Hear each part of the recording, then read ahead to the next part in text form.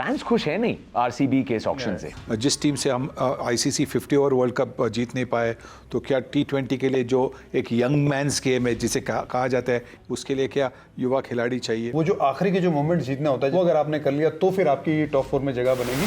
Fitness देखे, speed देखे तो विराट कोहली की स्पीड तो अब कुछ यंगस्टर से भी ज़्यादा है। रॉयल चैलेंजर्स बैंगलोर पे नजर डालने वाले हैं 17वें सीजन के पहले। एक कंफ्यूज कर दिया ना आपको, लगा था ये साल कप नमदे बोल के स्टार्ट करूंगा। वो तो अपने आप आ ही जाता है, क्योंकि सबसे बड़ी जो गूंज आती है कब खत्म होगी, इंतजार सबको इसका है। रॉयल चैलेंजर्स बैंगलोर फाइनल तक पहुंचे हैं, क्वालिफाई करने की अच्छी आदत डाली है, लेकिन क्या ये सीजन होगा वो? सनी सर, इरफान मेरे साथ यहाँ मौजूद हैं। सनी सर, सबसे पहले क्या ऑक्शन के बाद टीम और बेहतर हुई है? ये सवाल रहता है जब आप हर्षल पटेल, जॉश हेजलवुड, वनिंदु हसरंगा जैसे खिलाड़ियों को छोड़ते हैं। उसके बाद ऑक्शन में रॉयल चैलेंजर्स बैंगलोर की खरीदारी थी Alzarri Joseph, Yash Dayal, Tom Curran, Lockie Ferguson और स्वप्निल सिंह और सौरव चौहान। क्या जो खिलाड़ियों को छोड़ा था उसके बाद टीम और स्ट्रांग लग रही है या गेंदबाजी और ज़्यादा कमज़ोर? मुझे तो लगता है फर्स्ट मतलब जब पहली बार देखते हो तो ऐसा लगता है कि बॉलिंग कमज़ोर हो गई, क्योंकि जॉश हेजलवुड की जो एक्यूरेसी थी, हसरंगा के पास विकेट लेने की काबिलियत थी।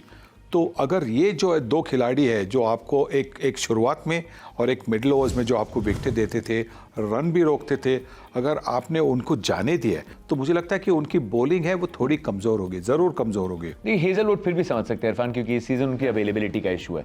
लेकिन उनके अलावा, क्योंकि हम तीन ये जो गेंदबाज देख रहे हैं, यश दयाल, अल्जारी और लॉकी, इनको गुजरात ने पहले सीज़न अपने पास रखा था और किन्हीं कारणों के चलते ही सबको रिलीज़ किया था। ये ऑक्शन में आए। कर्ण शर्मा, हिमांशु शर्मा में दो लेग स्पिनर्स हैं, क्योंकि जब अच्छे सीजन्स थे पहले आपके पास यूजी चहल होते थे, फिर हसरंगा का ऑलमोस्ट एक पर्पल कैप वाला सीजन आया।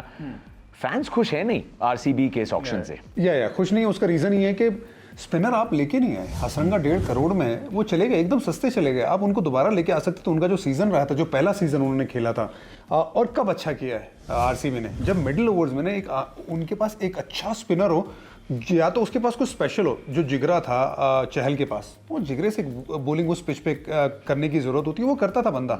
उसके बाद हसरंगा आए, कुछ अलग लेके आए, कुछ फैक्टर लेके आए। मुझे तो ये भी था कि शायद किसी मिस्ट्री स्पिनर के पास जाएंगे, जैसे मुजीब। केकेआर ने ले लिया, जिन उनको जरूरत नहीं थी, लेकिन मुजीब को ले लिया उन्होंने। मुझे लगा मुजीब को ले सकते थे अगर उनको इतना महंगे में नहीं जाना था।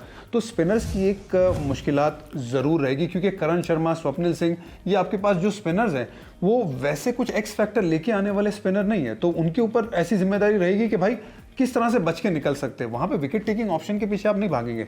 आरसीबी ने क्या सोचा है कि हमने ना बहुत चीज़ें ट्राई कर ली फास्ट बॉलिंग में, थोड़ा स्विंग भी देख लिया हमने, वेरिएशन हर्षल पटेल में देख लिया। अब हम काम करते हैं, हम पेस के पीछे भागते हैं।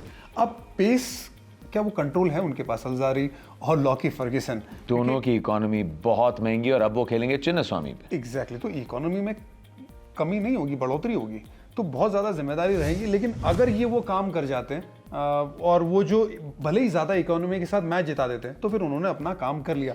लेकिन बहुत मुश्किल होने वाला है, गेंदबाजी में एक और बार बहुत मुश्किलात होने वाली है आरसीबी को। जो एक बहुत पुरानी कड़ी है, हमेशा जब परेशानी की बात आती है वो बॉलिंग की ही आती है, क्योंकि सुपरस्टार्स बैटिंग में हमेशा से रहे हैं रॉयल चैलेंजर्स बैंगलोर के पास।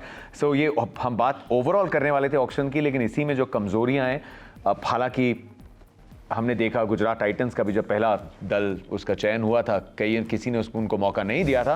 तो अगर ये सभी खिलाड़ी शायद अपने करियर बेस्ट सीजन्स करते हैं, यू नेवर नो, लेकिन ऑन पेपर अब तक के परफॉर्मेंसेस से बॉलिंग जो है वो लगता है कि और थोड़ी वीक हुई है। अब स्ट्रेंथ्स की तरफ आते हैं। एक सबसे बड़ी जो ट्रेड की थी सर, अभी तो विराट और फैफ पे तो आए भी नहीं हम, कैमरन ग्रीन क्या उन कंडीशंस के लिए मुंबई के साथ जो बैंगलोर ने ट्रेड करी वो बहुत सूट करती है उन्हें एज अ बैट, होपिंग जो स्किल सेट लेके आते हैं कैमरन ग्रीन। बैट में बिल्कुल, बैट में वो कर सकते हैं, क्योंकि उनके पास वो काबिलियत है, बड़े लंबे शॉट खेल सकते हैं। बैटिंग में अच्छी तरह से ऑर्गेनाइज्ड है।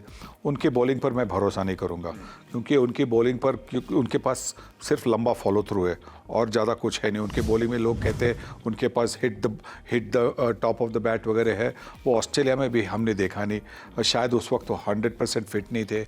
जो भी हो, इस खिलाड़ी को बहुत अच्छा प्रदर्शन करना होगा पिछले साल से भी।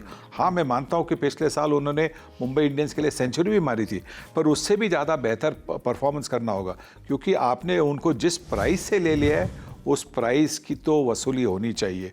और मुंबई इंडियंस की वसूली नहीं हुई, और अगर आरसीबी को करनी है तो उनको ना सिर्फ अपनी बैटिंग से कुछ करना है, पर बॉलिंग से भी कुछ करना होगा। उनके लिए थोड़ा स्मार्ट, और इसीलिए सिर्फ बोला कि अच्छी ट्रेड चिन्नस्वामी पे, क्योंकि मैक्सवेल के बाद ऐसा लगता था कि अब वो बड़ा पावर हिटर फिनिशर कौन है। तो उस पॉइंट ऑफ व्यू से क्या वहां पे स्ट्रेंथन किए, और क्या देखते हैं उनका थोड़ा ऑलराउंड रोल आप, या बॉलिंग बहुत कम देख रहे हैं? आप देखिए, आइडियली उनको करना चाहिए ऑलराउंडर रोल, उसी वजह से तो लिया है, उसी वजह से इतनी बड़ी उनको प्राइस टैग मिली है ऑक्शन में, राइट। जब उनको ऑक्शन में मिली थी मुंबई के लिए, मैं ये देखना चाहता हूँ कि कौन से नंबर पे इनको बल्लेबाजी कराएंगे, क्योंकि मुंबई के लिए भी कब अच्छा किया उन्होंने, कहाँ कौन से नंबर पे, जब ऊपर बल्लेबाजी करने गए।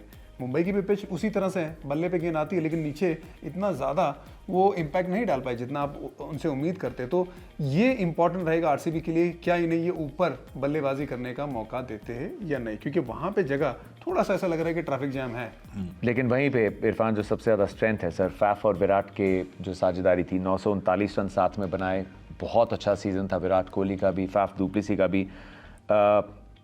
क्या ऊपर बैटिंग मिलेगी, क्योंकि परेशानी नीचे ही आई थी। दिनेश कार्तिक का जो फॉर्म था फाइनल 5 ओवर्स में 9.7 second worst run rate towards the end थी। दिनेश कार्तिक के बैट से 107 रन आए थे, तो वो फिनिश नहीं आई थी जिसकी थोड़ी आपने अपेक्षा की थी। So do you think top order में कोई चेंज करेंगे या फिनिशर ही रहेंगे कैमरन? मुझे लगता है कि फिनिशर ही रहेंगे, क्योंकि टॉप ऑर्डर में अगर आप देखेंगे कि उनके पास वो बल्लेबाज है। रजत पाटीदार नंबर 3 पर खेलेंगे, नंबर 1, 2 तो आपके हो गए, फैफ और कोहली होंगे। तो उसके बाद में नंबर 3, नंबर 4 पर कौन आएगा, नंबर 5 पर शायद, नंबर 4 पर मैक्सवेल आएंगे। तो मैक्सवेल दोनों कर सकते हैं ना, ऊपर आके भी रन बना सकते, नीचे आके भी फिनिशर भी बन सकते। तो शायद उनके बाद में कैमरन ग्रीन को खेलने का मौका मिलेगा, पर उसके आगे तो मुझे ताज्जुब होगा अगर उनको आगे खेलने का अगर मौका मिले नंबर 3 पर। और ग्लेन मैक्सवेल से भी आप ऑलराउंड रोल की उम्मीद कर रहे हैं, क्योंकि दूसरा जो स्पिन का ऑप्शन आप इस लाइनअप में फिट करते हैं, एक्चुअली लाइनअप बनाने की कोशिश करें इरफान, फैफ, विराट कोहली, 3 पे पाटीदार, 4 पे मैक्सवेल, 5 पे कैमरन ग्रीन, या महिपाल लोमरोर का एक ऑप्शन, सुयश प्रभुदेसाई का ऑप्शन, दिनेश कार्तिक 7 पे, तो 3 तेज गेंदबाज तो आप खिला रहे हैं। सिराज टॉपली फर्स्ट 2, यस, और तीसरे अलजारी या लॉकी। पर आपके 3 तो हो गए, फैफ, ग्लेन मैक्सवेल और कैमरन ग्रीन अगर हो गए तो फिर आप ओह एक्चुअली यस सर, राइट। तो टॉपली, अलजारी और लॉकी में से तो एक ही खेल सकते हैं। एक ही खेलिए तो अब अगर एक फॉरेन प्लेयर तो एक ही खेल सकते हैं। तो इसमें फिर करण शर्मा के साथ ये कहेंगे कि चले हमें जो इंडियन ऑलराउंडर मिला है स्पिनर में, स्वप्निल सिंह, क्या हम उसे खिला सकते हैं? क्या वो हमें कुछ उतना दे सकता है जो सिर्फ 7 मैच खेला है? ज्यादा एक्सपीरियंस उसके पास है नहीं। और फिर आप वैशाख विजय कुमार की तरफ देख रहे हैं या यश दयाल? बिल्कुल वैशाख विजय कुमार की तरफ देखेंगे, और मुझे लगता है कहीं ना कहीं जो हर्षल पटेल बाहर गए ना, उसमें वैशाख का हाथ थोड़ा बहुत था, क्योंकि वैशाख ने स्लोअर वन अच्छे डाले थे और वो एक इंडियन ऑप्शन उनको मिला था। जरूर हर्षल बहुत ज्यादा एक्सपीरियंस है, लेकिन इनकी सोच शायद मुझे लगता है ये है आरसीबी की कि वैशाख वो रोल अदा कर सकते हैं हमारे लिए। और आकाशदीप एक आपके पास ऑप्शन मौजूद हैं। फैफ और विराट से क्या उम्मीदें लगा रहे हैं? T20 विश्व कप का भी साल है, विराट कोहली हमने देखा था उनका performance MCG, we are not going to forget it, last है।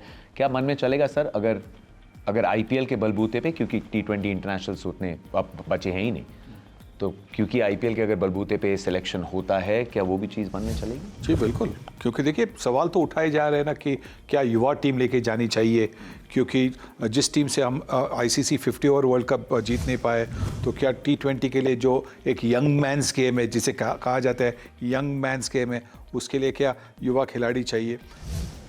फिटनेस देखे, स्पीड देखे तो विराट कोहली की स्पीड तो कुछ यंगस्टर से भी ज़्यादा है, और अगर उनका सीज़न अच्छा जाता है, और क्यों नहीं जाना चाहिए, क्योंकि वो बेंगलोर के मैदान पर तो बहुत सारे रन बनाते, मुंबई के मैदान पर भी उन्होंने काफ़ी रन बनाए। तो मतलब मुझे तो उनकी जगह पर कोई सवाल दिखता नहीं है, पर वो ये दिखाना चाहते हैं कि हाँ, मैं जब सिलेक्शन कमेटी बैठेगी तो कप्तान तो होगा, कप्तान के बाद में नाम दूसरा किसका होगा, वो मेरा होगा। वो दिखाने के लिए वो इस साल भी उसी तरह का परफॉर्मेंस करेंगे जो इन्होंने वर्ल्ड कप में किया और जो इन्होंने पिछले साल IPL में भी किया। देखिए, ये तो बहुत अच्छी खबर है फिर फैंस के लिए। और आप जानते हैं चैलेंज जब मिलता है तो फिर विराट कोहली का एक अलग रूप देखने को मिलता है। What are we expecting? क्या उम्मीदें लगा रहे हैं आप रॉयल चैलेंजर्स बैंगलोर से इस सीजन? बॉलिंग सब डिसाइड करेगी कि ये टॉप 4 में जगह बना पा रही है या नहीं।